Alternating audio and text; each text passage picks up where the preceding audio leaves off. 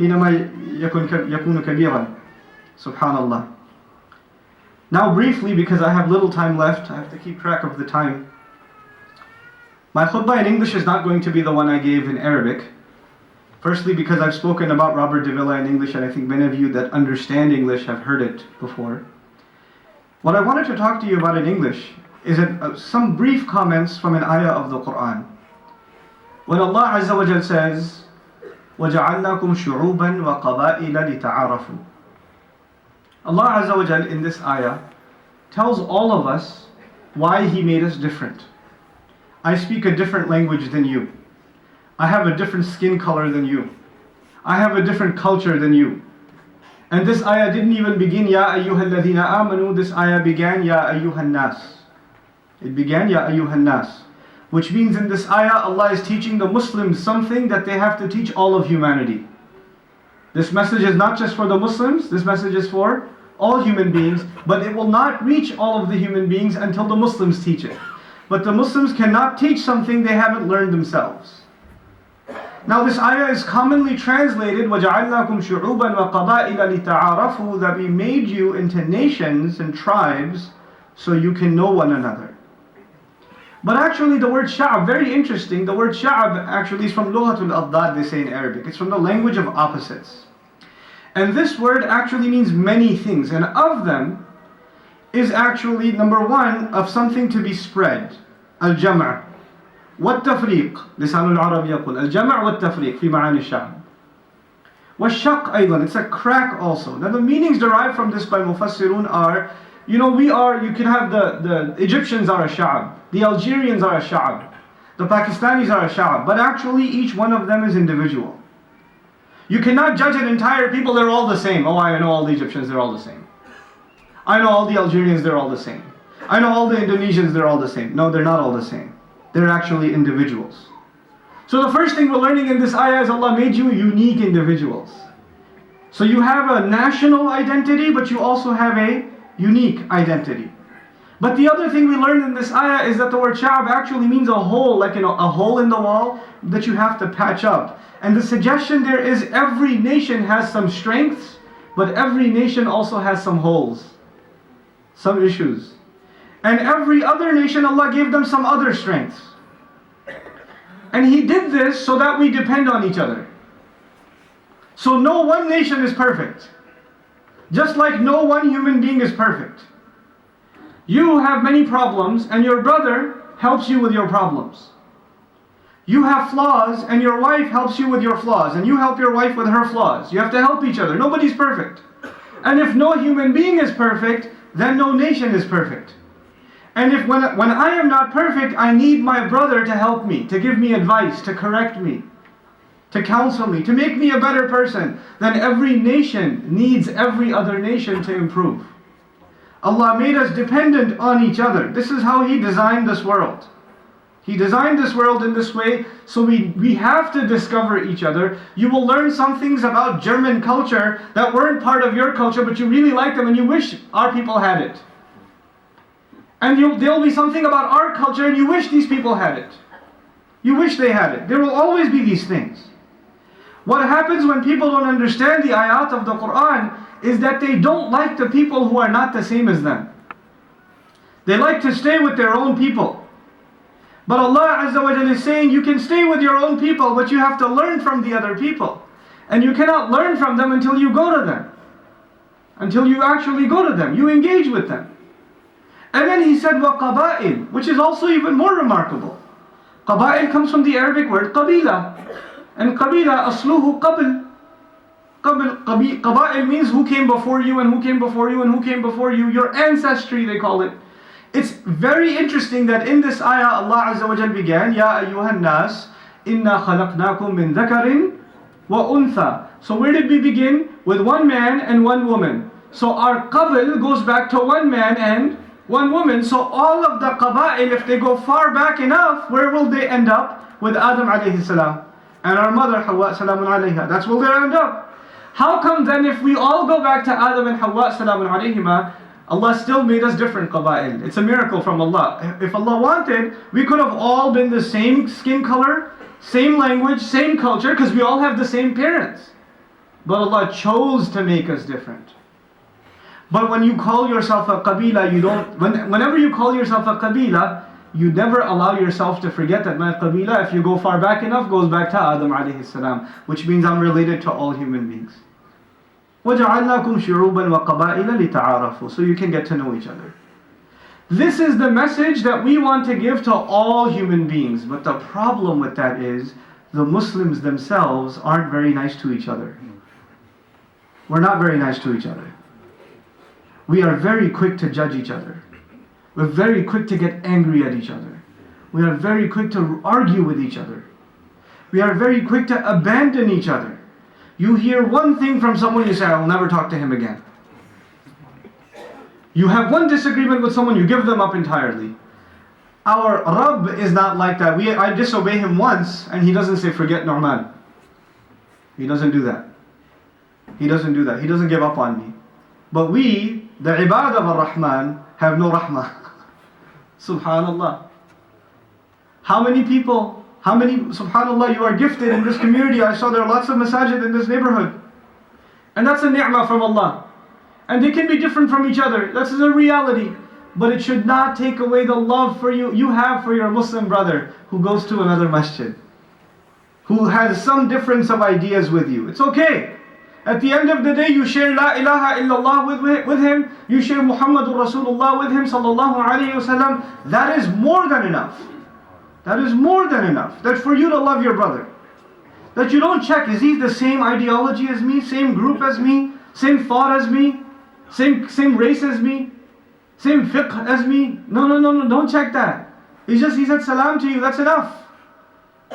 لا تقولوا لمن ألقى إليكم السلام لست مؤمنا لا لست مسلما لست مؤمنا بل هو أهل الإيمان. You know, don't say about someone who says salam to you, they don't have iman.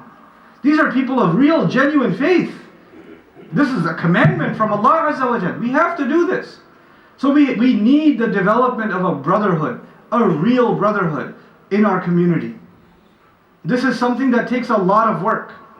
And wallahi, if we don't do this, then you know that we don't pay the price. Our children pay the price. We don't pay the price. We will be okay. We'll be fine. But you know what happens after them?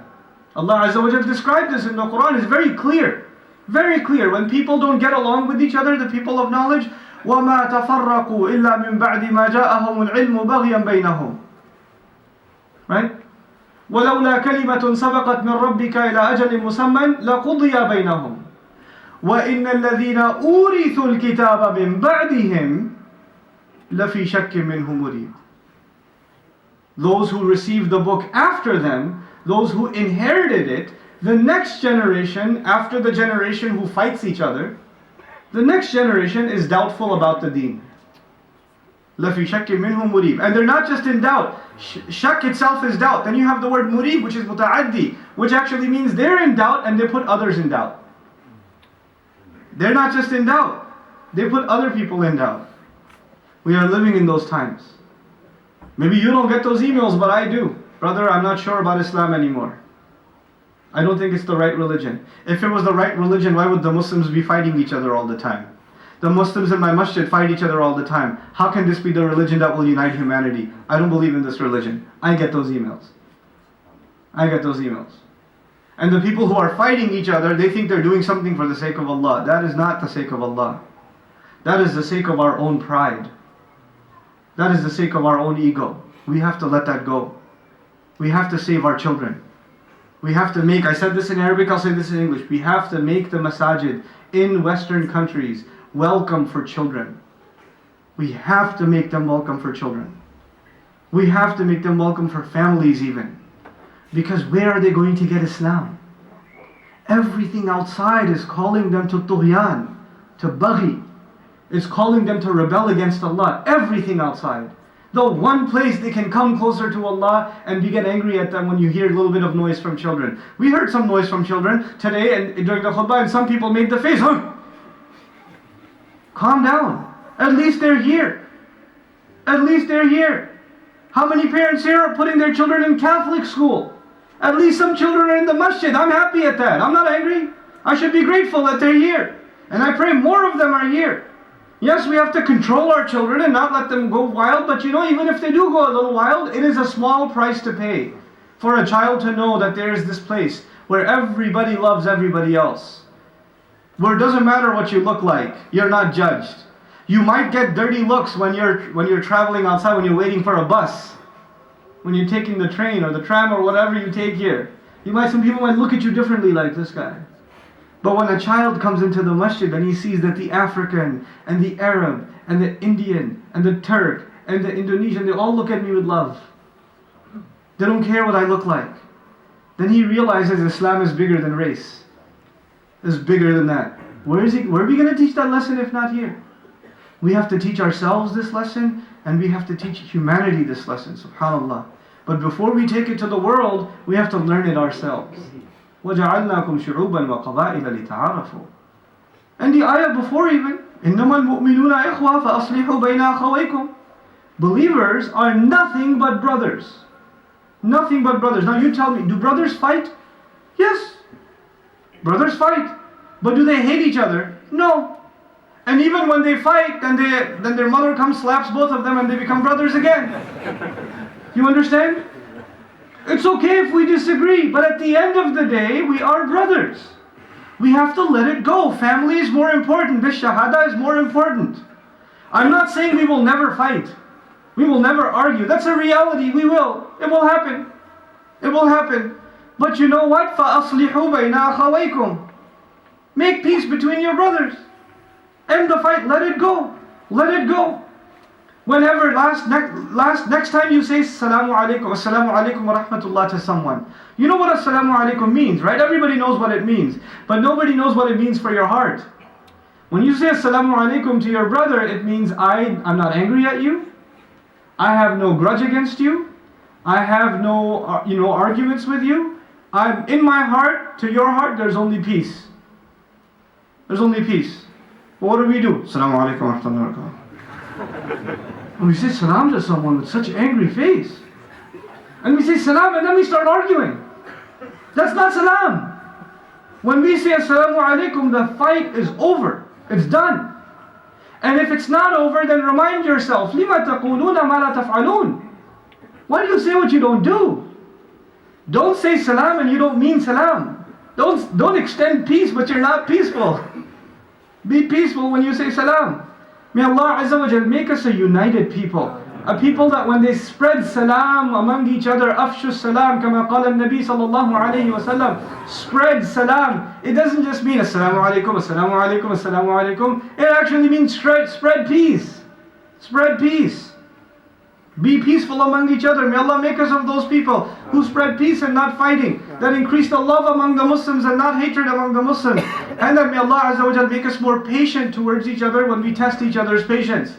And more forgiving towards each other, and may He remove us from the things that spread hatred among the Muslims, like ghiba, like these backbiting and talking behind each other's back and making fun of each other and ridiculing each other or calling each other jahil or anything else. May Allah remove us from those kinds of people, and may Allah unite us by la ilaha illallah. When we come into the house of Allah, it doesn't matter if I walk into a masjid in Germany, or I walk into a masjid in Switzerland, or I walk into a masjid in England, or in Malaysia, or in America. Once I walk into the masjid, I walked into my own house, and I'm meeting my own family. I don't speak their language, but they are my family and you're my family. That's how it's supposed to be. That's what we have to do. May Allah Azza wa Jal help us do that, and may Allah Azza wa Jal soften our hearts towards His book. Barakallahu li wa lakum fil Qur'an al-Hakim, wa nafa'ani wa iyyakum bil ayati wa dhikr al-Hakim.